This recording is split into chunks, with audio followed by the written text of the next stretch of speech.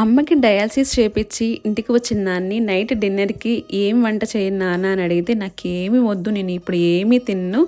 కాకపోతే 1 కేజీ ఉసిరికాయలు తీసుకొచ్చి పచ్చడి పట్టు, ఇంటికి తీసుకెళ్తా అన్నాడు. అయితే నేనన్నాను, నాకసలు పచ్చడి చేయడం రాదు, నేనెప్పుడు చేయలేదు. ఒకవేళ ఫెయిల్ అయితే ఎలాగా అంటే, ఏం పర్వాలేదు, ఎలా చేసినా తినొచ్చు, ఏం కాదులే అనేసి అన్నాడు. సరే అని చెప్పేసి నేను గబగబా మార్కెట్‌కెళ్ళిపోయి 1 కేజీ ఉసిరికాయలు తీసుకొచ్చి పచ్చడి స్టార్ట్ చేశాను. కేజీ ఉసిరికాయలు వచ్చేసి ₹100 ఉంది.